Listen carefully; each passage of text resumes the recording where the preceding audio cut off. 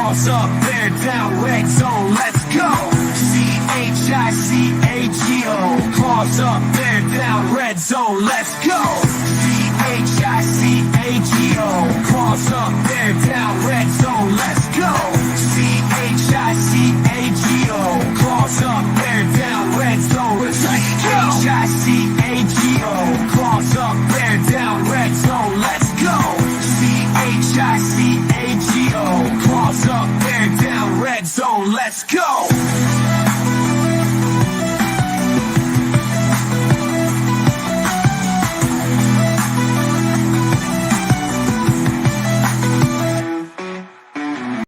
Welcome back, welcome in. Appreciate all you guys tuning in. If you don't mind hitting the like button, it helps a little algorithm thing. You do that now, get ahead of the curve because it's going to be a decent episode. I am going to replace Free Talk Tuesday during the season with upcoming game previews. I just got too much. I'm trying to overwhelm myself with too much to do. I think this will be more beneficial. I think people would like to hear more about the upcoming games than my rants. And I obviously give those anyways, because if you guys were following me earlier from the airport after the game, 5 different times, I went live and I gave my thoughts and impressions. That's what I do. So I'm going to go ahead and do that anyways. But I will replace Free Talk Tuesday during the season with a little bit more game previews coming up, because I think people are more interested to see in the upcoming game for the week than hear me rant a little bit more. Creighton Wilfong, Jesus Sanchez, Blue Bay, DeHarius Bear Gooch, Reese Reed, Bruja 7. Appreciate all you guys tuning in. We'll have a decent episode here. Give you guys a little preview of what's coming up. This will be the Shane Waldron, Dave Canales game. I think most people know that connection. But Dave Canales, the coach of the Panthers, who was with Tampa Bay, but prior to that was with the Seahawks when Shane Waldron, they were both on the Seahawks staff. Shane Waldron was the offensive coordinator. Dave Canales was the quarterback coach, and the two of them together are kind of known for helping revitalize Geno Smith. They're kind of the tag team tandem that did that. I think Dave Canales is getting a little bit more credit for that now, which is why it was interesting to see the moves that the Panthers have made. Dave Canales came in and benched Bryce Young, and it's clearly the right decision. That was the one glaring weakness with the Panthers. Whatever they did to break him, whatever they did to ruin his confidence, Bryce Young definitely is the weak link there, because you look at the Panthers, and we'll get into this, but Andy Dalton, as a vet, is able to come in and step in with the number 1 ranked offensive line in the league and get some things flowing and rolling with them. The big weakness for them is obviously their defense. So that's kind of a spoiler for this entire show. That'll be the key to this game. The defense needs to get a little bit more pressure, because the Panthers have been really restraining teams. The offensive line has been really solid. Some big additions this offseason for them. Hunt being the biggest one, their guard, and the Bears defensive line needing to get more pressure. The secondary just needs to keep doing what they're doing. Linebackers had a rough game last week. I don't have an answer for that so far. I don't have an answer for why Tremaine Edmonds, TJ Edwards really were out of place on coverage. But with how they played against the Rams, you know that will be addressed this week, and I expect to see a big improvement there this week. So that's kind of the key to this game so far. We're going to get into a lot of stuff. Mentioned a couple people jumping in. Atmos jumping in. I do got to pop in here and put Creighton, as always. He's got his Big Dex update. This is breaking news. Breaking news. Gervon Dexter has been fined by the NFL for disembodying multiple quarterbacks so far this season. Big Dex said, "Feed me more." I love that Creighton always gives us a Big Dex update. And Big Dex obviously having a big year so far. Man, I can't get my chair comfortable. You're just going to see me do the wiggles all episode here, guys. Big Dex obviously having a big year so far, primarily in the sack department. He needs to get a little bit more pressure going on, but overall the body transformation is changing. His get off is much better. I don't have stats for that, I can just visually see that one. When you're watching him play, his get off on the ball, it's significantly better. His body transformation has paid off, and he looks good. Chris Cook, what's up? Bear down to all you guys tuning in.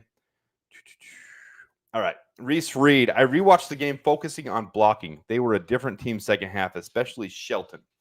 Okay, so I agree with this, and I've given you guys like 15 different takes. I'm probably the most bipolar Bears analyst when it comes to the takes on the offensive line.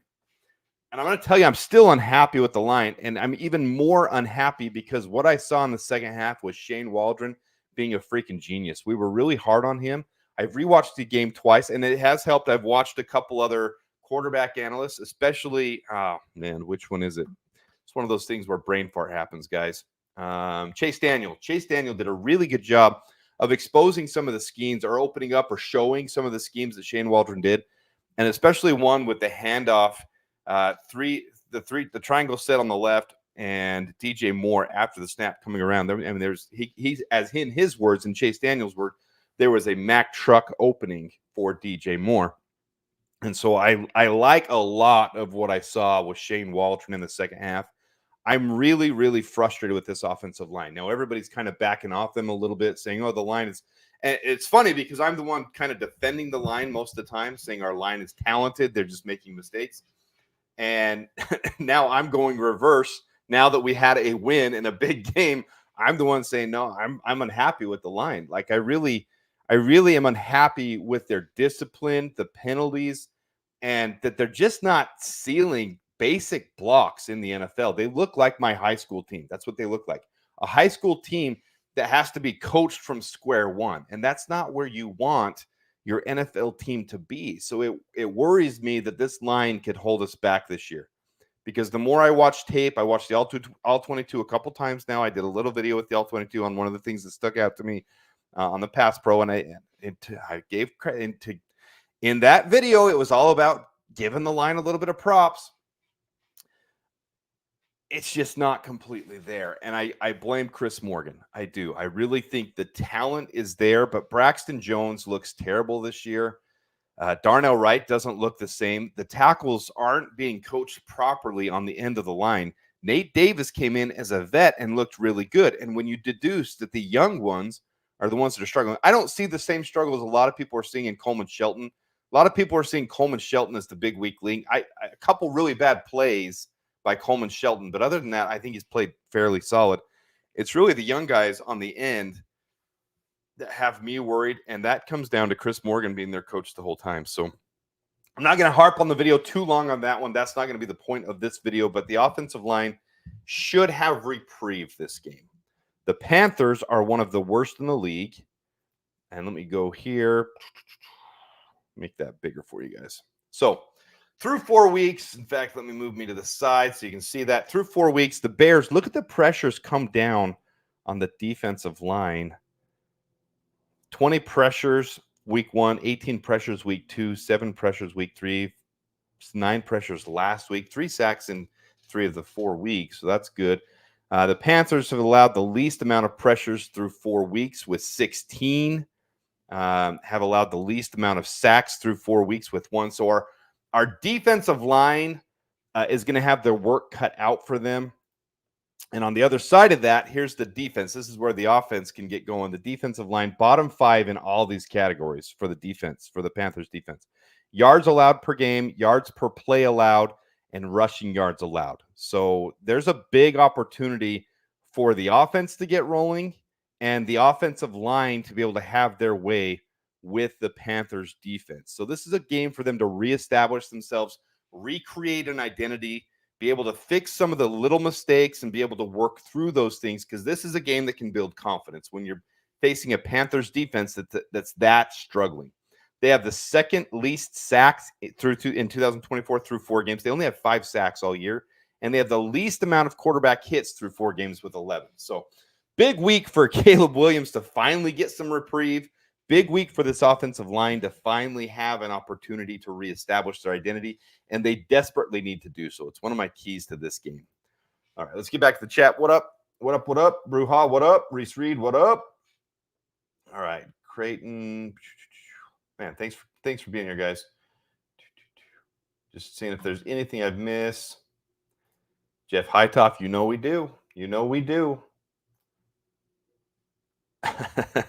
So I really liked what I saw out of Nate Davis. So with Dre Day says Nate Davis celebrating on that block was insane. I thought he didn't care, LOL. And you know what? I don't think you're alone. I think so many of us before this game really thought Nate Davis was apathetic, that he really was just kind of trying to get through his contract and get a free payday.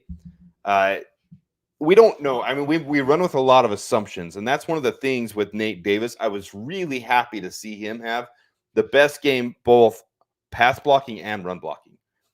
I mean, if Tevin Jenkins didn't get hurt, he probably wouldn't have got a shot again. And I love Tev, but Tev's not having a great year either. Nate Davis really showed that he has it in him, and I hope he keeps that drive going because maybe he is motivated and he's just struggling. Maybe there's some, but this last game was really, really good.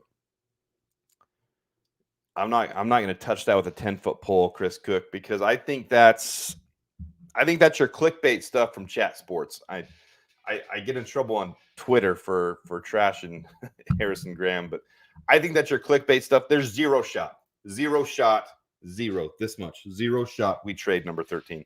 Number one, he's one of the best wide receivers in the league. Yeah, he's been injured this year, but even when he was injured, here's my point why we will not trade him. Even when he was injured, look on the sideline when DJ is getting frustrated, when Rome's trying to figure out how to be a wide receiver. Who's over there talking to Caleb in the downtime when things are frustrating in that week 2 and week 3 losses? The guy that's over there is Keenan Allen. He's very mellow, very down to earth. And I don't know what they're saying, but you can see it. You can see the two of them talking, expressing, working it out. Caleb, you couldn't, I mean, if we got a second rounder for it, sure, but that's not going to happen. That's unrealistic. No one's going to trade a second rounder for Keenan Allen on the last year of his contract. Maybe if he had more contract, they would for sure. But even a third rounder isn't worth that valuable insight that a vet wide receiver that's one of the best post receivers, one of the best slot receivers, one of the best separation receivers, one of the best with his moves. His value on this team, even if it's on the sideline with a rookie quarterback, is way more than trading him. I mean, it's more realistic that Davante Adams gets traded to the Chiefs. I mean, obviously, you heard that news today. If you haven't, Davante Adams has officially requested a trade from the Raiders out of Las Vegas to be able to go somewhere else. And we know the news on the Chiefs is they have Rashee Rice going down. They need a receiver. I wouldn't look for anything on – there's zero chance to me that Keenan Allen gets traded. They left Jones one-on-one versus all night. Why? Yeah, I agree with you. I'm frustrated with our tackles. The whole situation with our tackles is very frustrating with me.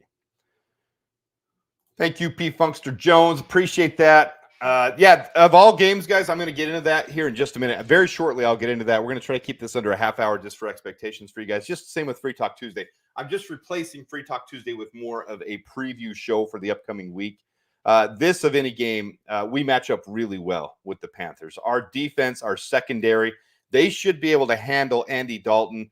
The only thing we need to do is get more pressure. The Panthers have the best offensive line in the entire football league right now.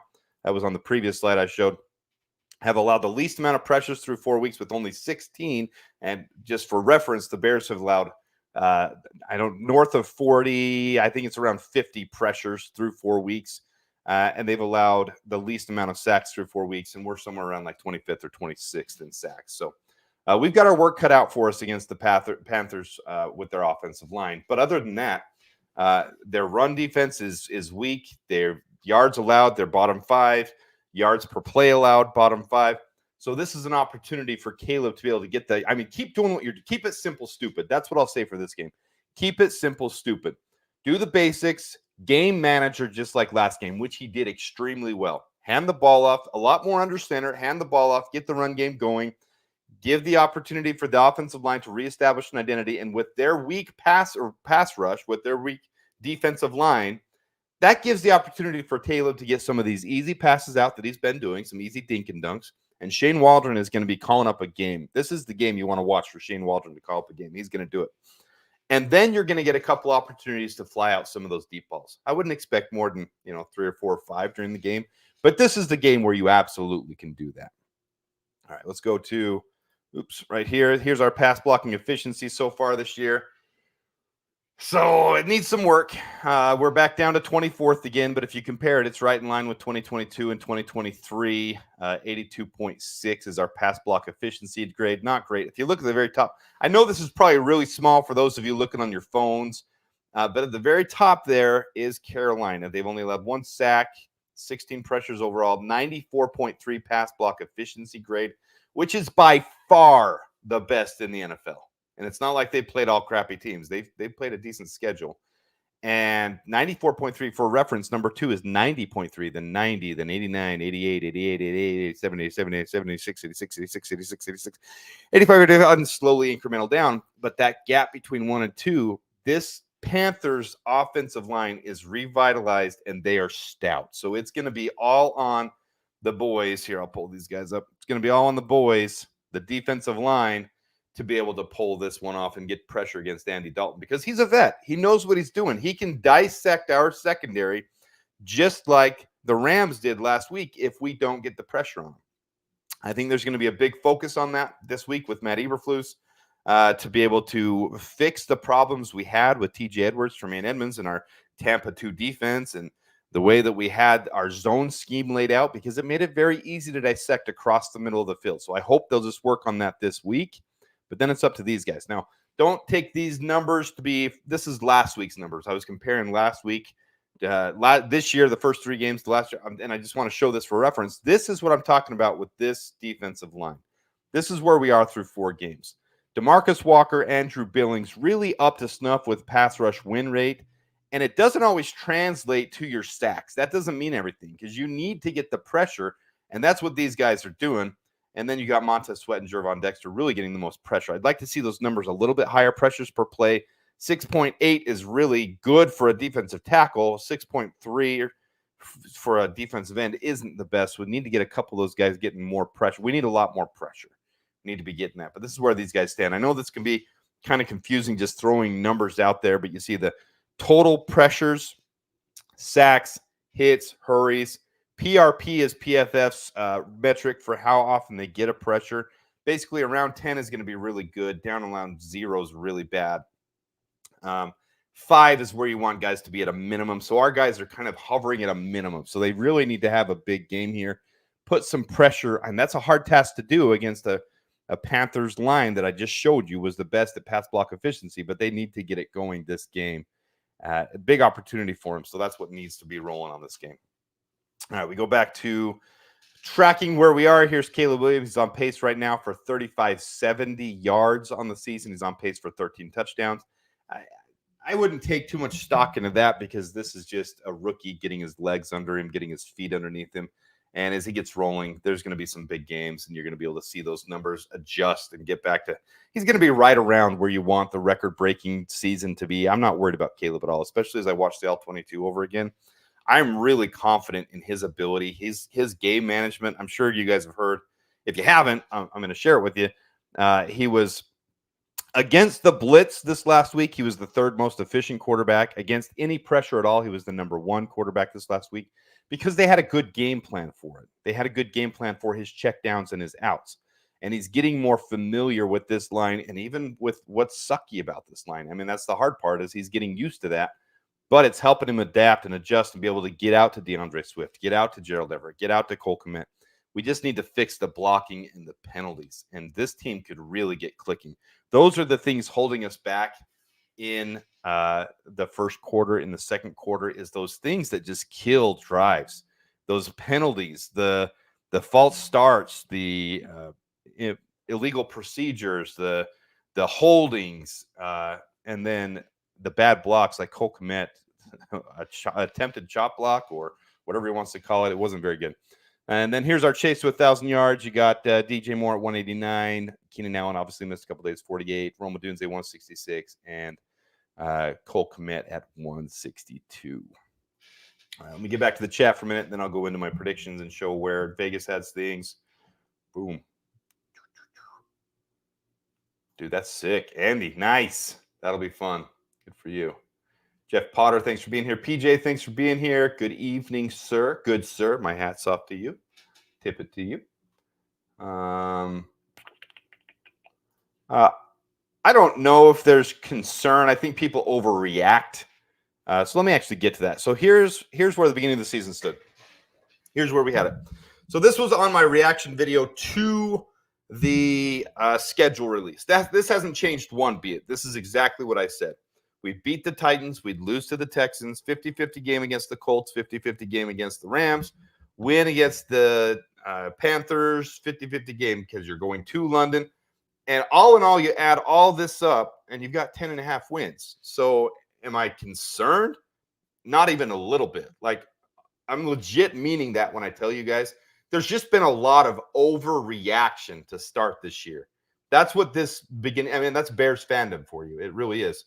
It's just overreaction to everything, which is why part of why I started this channel. A big focus of that was Justin Fields, was the overreaction and people trashing on him and really acting like he was a terrible quarterback when in reality, he's just a developmental quarterback. So that's where the basis of this whole channel started. But I like to give my take is to give my immediate reaction and then go do the homework, go deep dive, go watch the film, go watch the tape, and form my own analysis.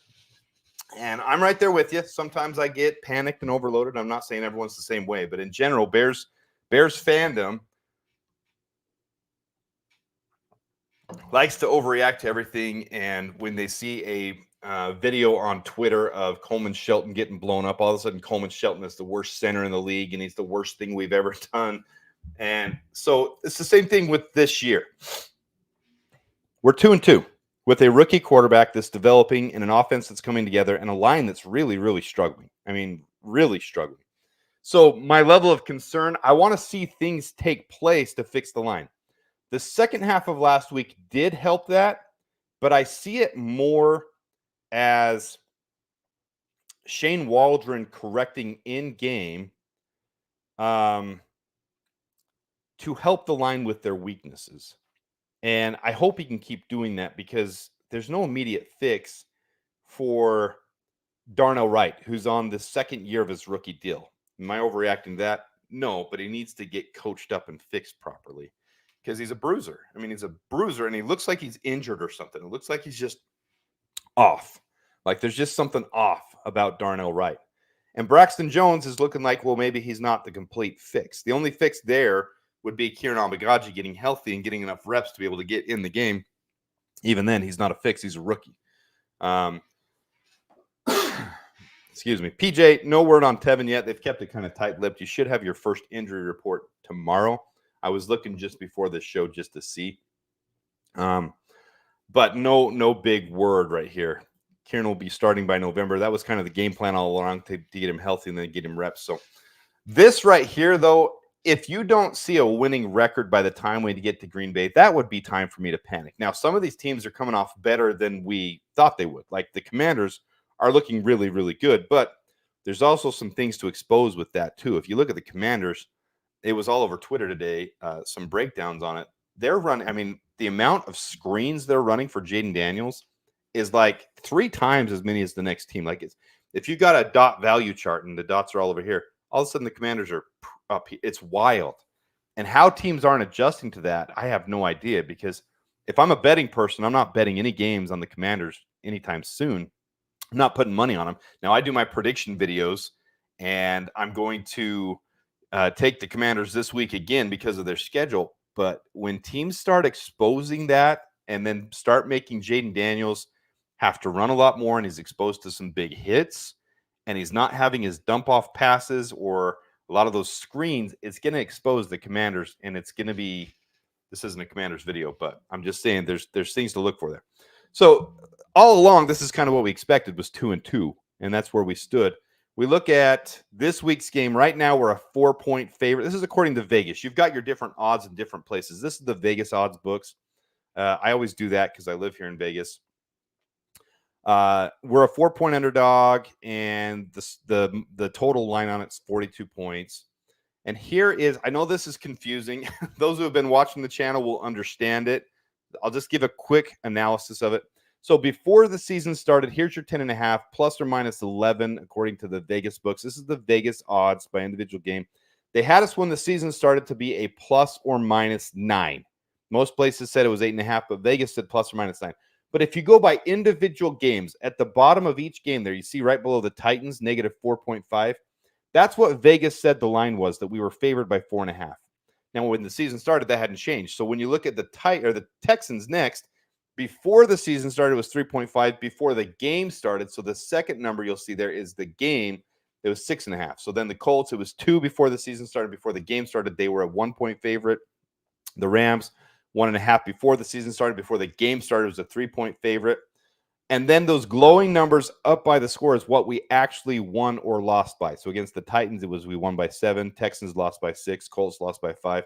Rams, we won by 6. Now here we get to the Panthers. We were a 5.5-point favorite before the season started. Now we're a 4-point favorite as we're in the week of the game. But look below there. You got the Jaguars were even money line before the season with Vegas. Then you got the Commanders, 2-point favorite, 1.5-point favorite Cardinals.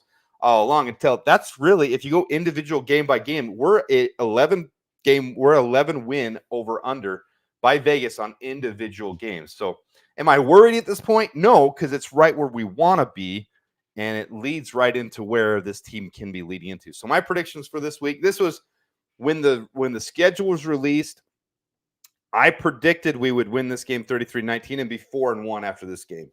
Obviously, we didn't beat the Colts. I had us predicted to beat the Colts. So I had us predicted to be 4-1 at this point. Now I say we're going to win 27-15. Then I said 33-19. So I think it's still going to be a big win for us, a blowout win. I think it'll be a good opportunity for this team to establish their identity again, and we'll be off and running. Way to go. All right, let's look at this one. I haven't read it. I just see highlights, and then because I'm the only one here.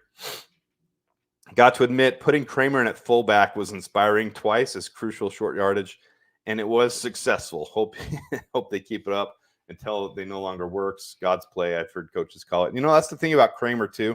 A lot of people are saying, why don't we just play Kramer? Why don't we have him in there all the time? Because his get-off's not good. He's not the same as Coleman Shelton, where he can get off, he can snap it and get off and defend really well. Kramer, though, in there, that was a lot of fun to watch. I was at the game. It was so much fun. And to watch him line up and then announce him as eligible, and then to see him get a start when it's snapped and then get a running lead to be able to block, dude, that's a scary boy coming at you. That's a lot of fun. All right, let's see here.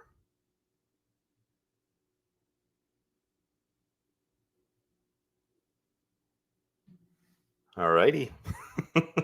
When's Larry Borum returning?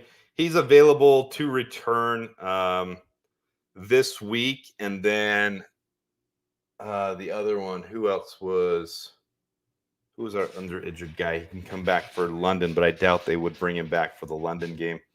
I'm looking at this one with Dano Groves. Dano, I haven't coached the O-line, but I played O-line in high school. I didn't love to because I ran a 4.4 40. I was a defensive end. And in high school back then, 20 plus years ago, teams ran a 4.4, which, you don't really see that. So our center was having a hard time getting out. And I was little, man. I was a little center. I was in high school as a 200-pound defensive end, 6'2", quick. And our center was having a hard time getting out to the center. So our coach just called me over and said, Mason, get in here. So I went over there and he said, snap the ball. And because I was a long snapper already, I was the long snapper. A lot of defensive ends and a lot of tight ends do dual duty with snapping. And so he said, I want you to snap the ball and get out to the linebacker. Because on running plays, that's all the center does in a 4.4. I mean, 70% of the time, that's what they do. Depends on the scheme, obviously. Depends on the call. It depends on exactly what you're going to do. So I did it, and I did it well. So he had me playing center a lot, and I hated it. I've highlighted the offensive line, and I've showed a lot about this line. I think I know what I'm freaking talking about with the offensive line. So problem with media and the podcasters, they don't know crap. I think I do know crap, and I think I'll stay in my lane and go ahead and give my opinion on the offensive line because I think I probably know more than most when it comes to the offensive line. You're right. Jacob Martin Bates is next week. So Ryan Bates can return next week. I doubt they'll do that for the London game. I'll bet they bring him back after the bye week because the bye week is right after the London game, which is nice and convenient. We're going to get into those games where we have the long trip and then the bye, and then we'll have another mini bye later. But we have two stretches later on in the season where we've got 3 games in 10 days and 3 games in 11 days. So it's going to be crazy. Going to be really, really crazy. Let me see. Let's bring this back. All right. Boom. So those are my highlights for the game. These are my keys to this game is the secondary needs to do what they always do. They need to control the narrative on this game. They need to have the takeaway game.